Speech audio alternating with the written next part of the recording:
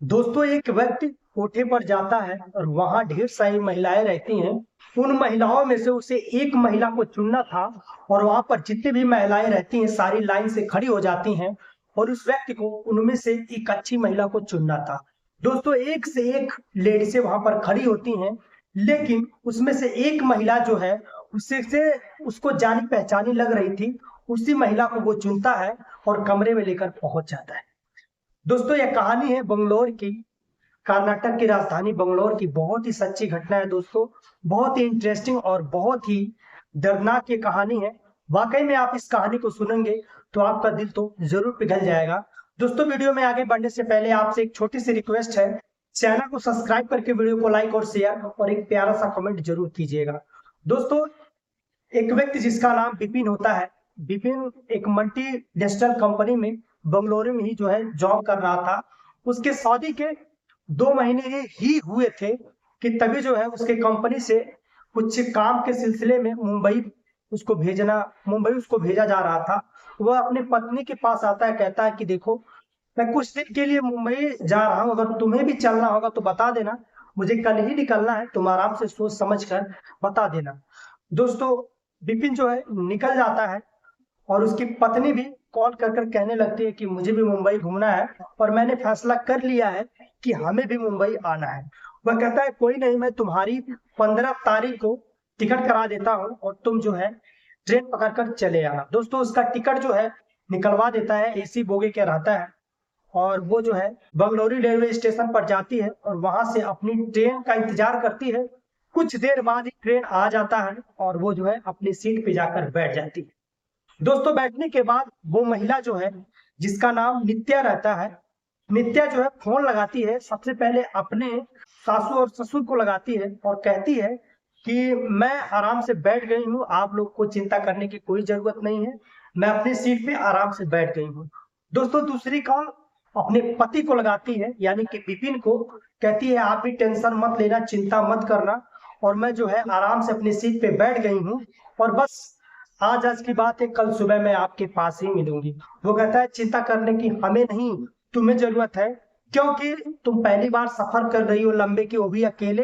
तो ध्यान से किसी का दिया हुआ कुछ खाना पीना मत और किसी से बातचीत भी मत करना, आराम से तुम जो है बैठी रहना। दोस्तों, वो फोन कट कर देती है और आराम से बैठ जाती है। समय बीतता जाता है। उसके सामने वाले सीट पे दो व्यक्ति बैठे रहते हैं, बिल्कुल अनजान रहते हैं। फिर दोनों जो है आपस में मेलजोल करके बातें करने लगते हैं। पता नहीं खुसुर फुसुर क्या कर रहे थे, इसको कुछ नहीं समझ में आता, लेकिन ये उनकी बातों पे ध्यान नहीं देती है। दोस्तों, कुछ समय बीतता है, फिर उसके पति का फोन आता है। वो कहती है बस मैं यहाँ पहुंच गई हूँ। जैसे जैसे स्टेशन पे पहुंचती है गाड़ी जो है, वो स्टेशन का नाम ले लेकर बताती है।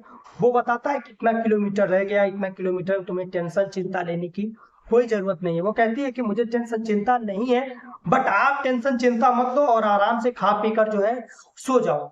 दोस्तों, रात हो जाता है, सब लोग कुछ ना कुछ खाने लगते हैं।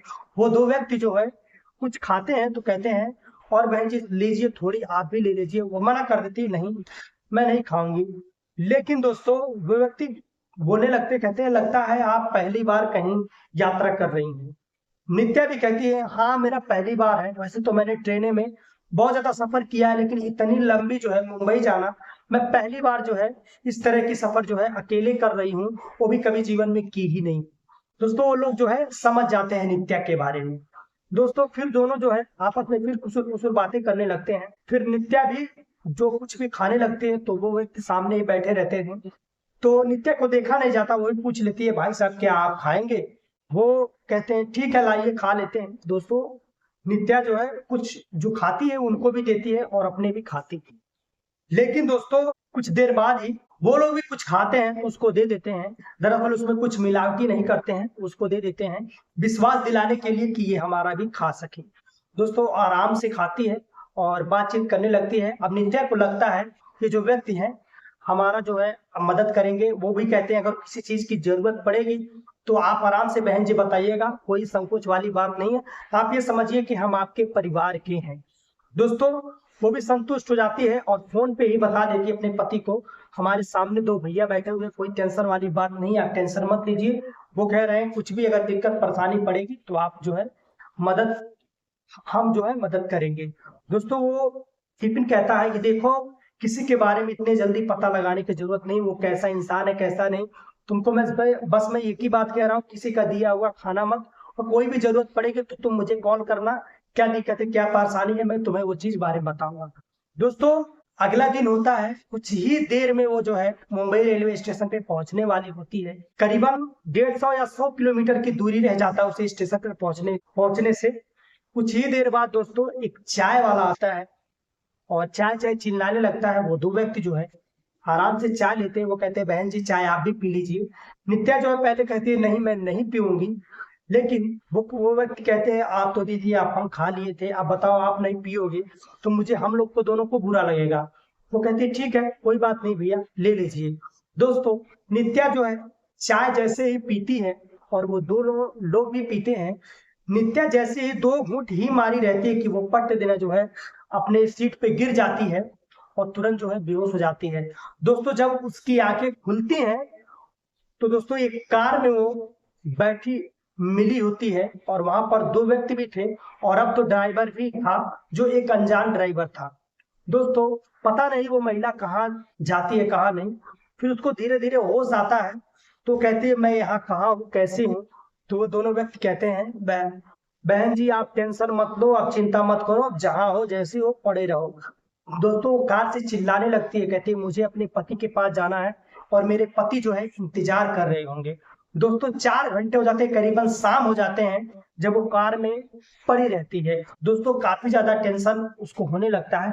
फिर जो है एक मोहल्ला लगता है उसी मुंबई के, वो मोहल्ले में उसको ले जाते हैं। वो तीनों व्यक्ति जो है उसको कार में छोड़ देते हैं और जो है एक कोठा होता है वहां जो है मालकिन से जो है बातें करने लगते हैं, डील करने लगते हैं और डील जो है 45,000 रुपए में पक्की हो जाती है।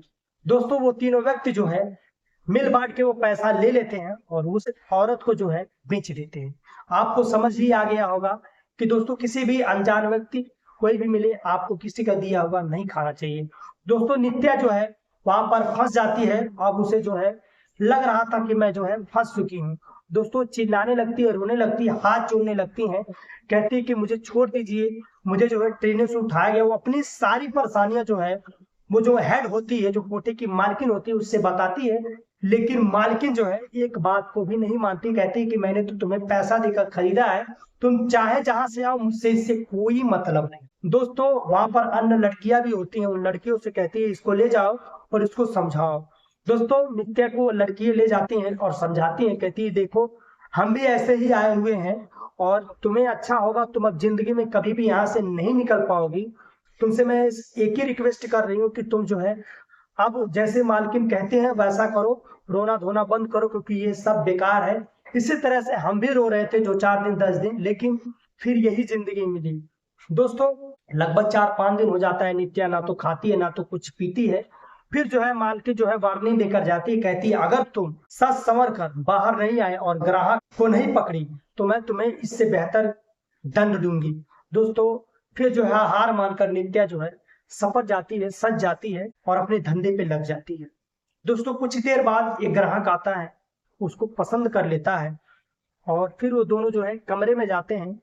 तो वो जो है नित्या उस व्यक्ति से कहती है देखो भैया आप यहाँ क्या करने के लिए आए हो, मुझे ये सब नहीं पता, लेकिन आपसे एक रिक्वेस्ट है, मैं यहाँ पर नई नई आए हूँ और अपना जितना भी उसके साथ जो है हुआ रहता है घटना, वो सारी घटना जो इस व्यक्ति को बताती है।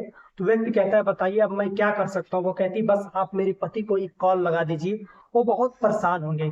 इधर जो है विपिन जो है बहुत बहुत ज्यादा परेशान हो रहा था। दोस्तों कॉल लगा रहा था, उसके उधर सास ससुर भी परेशान हो रहे थे और विपिन भी बहुत ज्यादा परेशान हो रहा था। उसका मोबाइल जब भी लगाता था कॉल जो है स्विच ऑफ बताता है।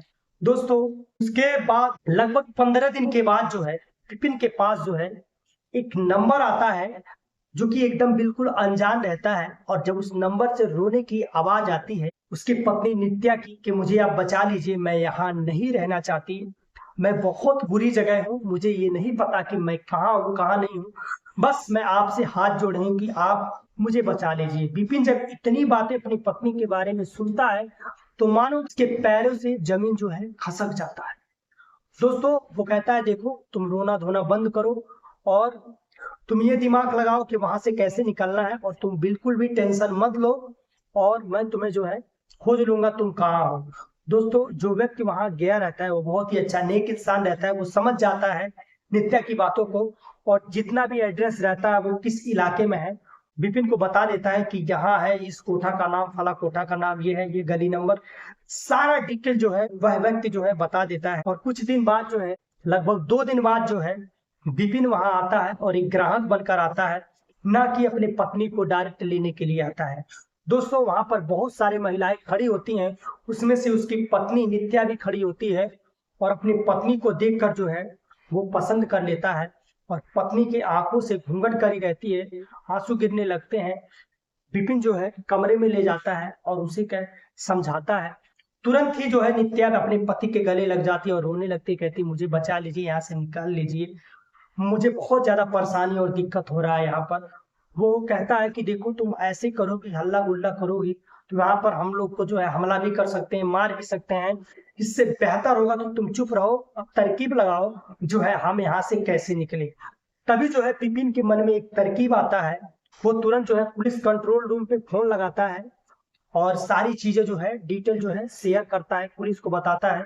कुछ देर बाद बड़ी फोर्स लेकर वहां की पुलिस आ जाती है, पूरे कोठे को जो है घेर लेती है और छानबीन करने लगती है। उसी एक कमरे में विपिन और नित्या जो है पड़े होते हैं, और जो भी घटना हुआ रहता है वो सारी चीजें फिर से जो है दोबारा जो है विपिन बताता है पुलिस वालों को, और पुलिस वाले जो है उस कोठे को भी छानबीन करने लगते हैं और उस महिला को भी गिरफ्तार करते हैं। और कुछ दिन बाद वो जो तीनों व्यक्ति बेचने के लिए आए थे नित्या को, उन लोगों को भी गिरफ्तारी होती है। और वहां पे जो भी अन्य महिलाएं जो है 200 जो भी अन्य महिलाएं वहां पर इस तरह से इस दर्द से जूझ रही थी, उन सारी महिलाओं को आजादी मिलती है और सारे अपने अपने घर पे सुरक्षित पहुंच जाती है, और वहां की पुलिस भी मदद करती है। दोस्तों, कहते हैं कि आप कहीं भी जाओ, किसी भी जगह जाओ, एक अनजान व्यक्ति अगर आपसे हंस बोल रहा है, ऐसा लग रहा है कि वो आपके लिए खास है, लेकिन वो आपके लिए खास नहीं, बहुत खतरनाक हो सकता है, क्योंकि आप ना तो उसे जानते हो, ना तो आपको वह जानता है, तो किस बात के लिए वह आपका खास हो सकता है। तो दोस्तों, इसीलिए कहते हैं कि आप कहीं भी सफर करिए, कहीं भी जाइए, लेकिन एक बात का ध्यान रखिए, किसी का दिया हुआ मत खाइए, किसी की बातों में मत आइए, बस थोड़ी बहुत बात कर लीजिए, लेकिन पूरी बातों में मत आइए। दोस्तों, उम्मीद करते हैं कि यह वीडियो जो है आप सभी को बहुत ज्यादा अच्छा लगा होगा। अगर अच्छा लगा होगा चैनल को सब्सक्राइब करके वीडियो को लाइक शेयर कमेंट जरूर कीजिएगा। धन्यवाद। मिलते हैं किसी और नेक्स्ट वीडियो में इस तरह की कहानी लेकर। जय हिंद।